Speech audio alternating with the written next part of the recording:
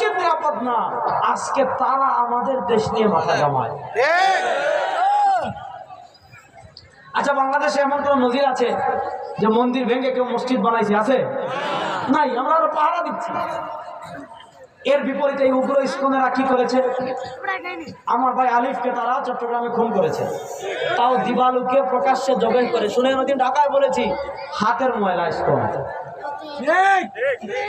হাতের ময়লা দিতে 2 মিনিট লাগে, ইস্কন পরিষ্কার করতে বাংলাদেশ মুসলমানদের আধা ঘন্টা লাগবে না। হাতের ময়লা। কিন্তু আমাদের ধর্ম এটা শিখায় নাই। শুনেন, আমাদের ধর্ম যদি আমাদেরকে এগুলো শিখাইতে হবে, এটা হিন্দুরা। ভারতের ক্ষমতায় তোরা আসার মাত্র 80 বছর হয়েছে, আর আমরা ভারতের ক্ষমতায় 700 বছর ছিলাম। 700 বছর দিল্লির ক্ষমতায় আমরা ছিলাম। 700 বছর দিল্লি আমাদের ছিল, 700 বছর ভারত মহাদেশ আমাদের ছিল।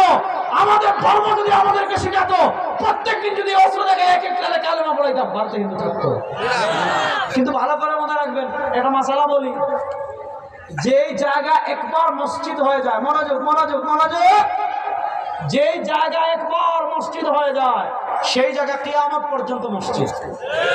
মনে করেন আপনার এখানে একটা মসজিদ আছে, আপনি কোনো কারণে ভেঙে ফেলেছেন, এখানে আপনি আর মার্কেট বানাতে পারবেন না, এখানে আপনি রাস্তা বানাতে পারবেন না, এখানে আপনি পুকুর করতে পারবেন না, এখানে আপনি বাড়ি করতে পারবেন না।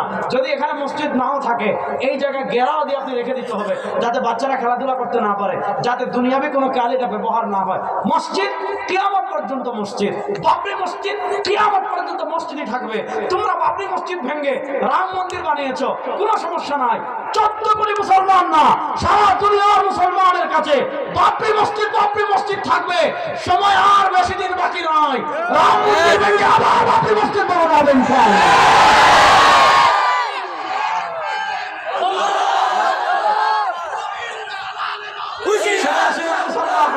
তারা আমাদেরকে হুমকি দিয়ে আমাদের সাথে খেলবে। বাংলাদেশে তো একদম ছিল 1400 বছর বলে, খালি আসেন খেলা হবে। তো আমরা 1400 বছর শুনতে শুনতে একবার নামছি, ভারতে পড়ে গেছি। শুনেন, আমার নবী 1400 বছর আগে ভবিষ্যৎবাণী করে গিয়েছেন। সহিহ হাদিস সুনানুন নাসাইতে আসছে, ইসাবাতান মিন উম্মতি আহরাদাহুমুল্লাহু মিনান নার, ইসাবাতান মিন উম্মতি আহরাদাহুমুল্লাহু মিনান নার, ইসাবাতান মিন উম্মতি আহরাদাহুমুল্লাহু মিনান নার। আমার উম্মার 2টা দল এমন আছে, আমার উম্মার 2টা বাহিনী এমন আছে, আমার উম্মার এই 2 দলে যারা যোগ দিবে, আমার উম্মার এই 2 বাহিনীতে যারা যোগ দিবে, আল্লাহ রাব্বুল ইজ্জত ওয়াল জালাল তাদের উপর জাহান্নামের আগুনকে হারাম করে দিবেন। 2টা দল এমন আছে, যে 2টা বাহিনী এমন আছে, এই 2 বাহিনীতে যারা যোগ দিবে, আল্লাহ তাআলা তাদের উপর জাহান্নামের আগুনকে হারাম করে দিবেন। ওই 2 বাহিনীর এক বাহিনী ইসাবাতুন তাগজু ফিল হিন্দি, ইসাবাতুন তাগজু ফিল হিন্দি। হিন্দ মানে বাংলাদেশ, ভারত, পাকিস্তান, আফগানিস্তান, নেপাল, ভুটান, এই যেটা আছে এটাকে আগে বলা হতো হিন্দ। এই হিন্দে আধিপত্যবাদী কুফফার শক্তির বিরুদ্ধে মুসলমানরা জিহাদ করবে, লড়াই করবে। ওই যুদ্ধে যে মুসলমানরা অংশগ্রহণ করবে, আল্লাহ তাআলা তাদের উপর জাহান্নামের আগুনকে হারাম করে দিবেন।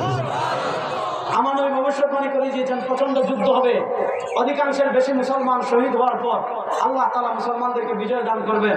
সব কাফের লিডার, সেনাপতি, বাদশাহ, রাজা, প্রধানমন্ত্রী, মন্ত্রী সব মুসলমানরা গ্রেফতার করবে, গলাতে বেড়ি লাগাবে, টেনে টেনে নিয়ে যাবে। তারা যখন দিমাশকে যাবে, আসমান থেকে হযরত ঈসা আলাইহিস সালাম তখন নেমে যাবে, ওই হিন্দুস্তানের বাহিনীর সাথে হযরত ঈসা আলাইহিস সালামের সাক্ষাৎ হয়ে যাবে। সুবহানাল্লাহ।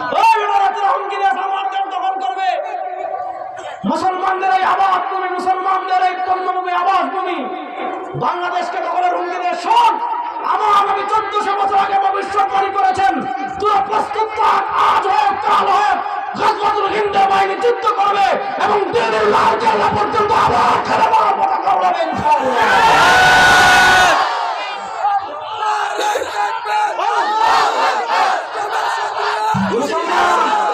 লাকসামের মুসলমান রেডি আছো তো ইনশাআল্লাহ? এই আধিপত্যবাদ যদি কোনো এই দেশের দিকে হাত বাড়ায়, তাদের সাথে খেলার জন্য রেডি আছো তো ইনশাআল্লাহ? আল্লাহ তাআলা সবাইকে কবুল করুক, সবাই বলেন আমিন। আমিন। আল্লাহ তাআলা তার নবীকে দিন হাত দিয়ে পাঠিয়েছেন, তার ব্যাখ্যা করে শেষ করছি। হুয়াল্লাযী আরসালা রাসূলাহু বিল হুদা, তিনি আল্লাহ তার রাসূলকে করেছেন হেদায়েত দিয়ে। আর কি দিয়ে পাঠিয়েছেন? ওয়াদিনিল হক, একটা সত্য ধর্ম দিয়ে পাঠিয়েছেন। মাজারে সিন্নি খাওয়ার জন্য না, শুক্রবারে মসজিদে জুমার নামাজের পর গরম জিলাপি খাওয়ার জন্য না, ওই ওই এদিকে চাঁদপুরে এখানে আছে লেলটা বাবা রাস্তা না, ওদিন পাশে গিয়েছি, বাবা 11 মাস লেলটা থাকে।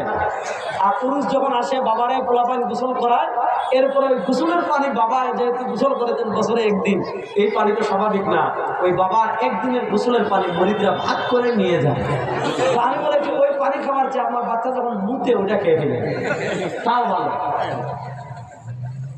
দেখেন আল্লাহ তার নবীকে কেন পাঠিয়েছেন? লিইয়ুযহিরাহু আলাদ দীনি কুল্লি হুয়াল্লাযী আরসালা রাসূলাহু বিল হুদা। তিনি আল্লাহ তার নবীকে হেদায়েত দিয়ে পাঠিয়েছেন। আর কি দিয়ে পাঠিয়েছেন? ওয়াদিনিল হক, একটা সত্য ধর্ম দিয়ে পাঠিয়েছেন। কেন পাঠিয়েছেন? লিইয়ুযহিরাহু আলাদ দীনি কুল্লিহি। ডেমোক্রেসি বলেন, সেকুলারিজম বলেন, সোশ্যালিজম বলেন, হিন্দুত্ববাদ বলেন, ইহুদিবাদ বলেন, খ্রিস্টবাদ বলেন, সবার উপর ইসলামকে বিজয়ী থাকার জন্য আল্লাহ পাঠিয়েছেন। কথা শেষ করে দিচ্ছি, 52 বছর বাংলাদেশে আমরা ইসলামকে বিজয় করতে পেরেছি? আর আজকে বলেন 52 বছরে আমরা বাংলাদেশে ইসলামকে বিজয় করতে পেরেছি? তাহলে এবার এই পরিবর্তিত বাংলাদেশে আমরা ইসলামকে বিজয় করতে চাই কি চাই না? কারা কারা চাই আমরা বাংলাদেশের ঘর থেকে নিয়ে সংসদ পর্যন্ত, বিচার ব্যবস্থা পর্যন্ত আল্লাহর কোরআনকে বিজয় করার জন্য লাখখানেক মুসলমান দাঁড়িয়ে আছেন না ইনশাআল্লাহ? এবার আমরা ডিজিটাল না, স্মার্ট না, সোনা না, রূপা না, এবারের বাংলাদেশ হবে কালেমার বাংলাদেশ, ইসলামের বাংলাদেশ ইনশাআল্লাহ।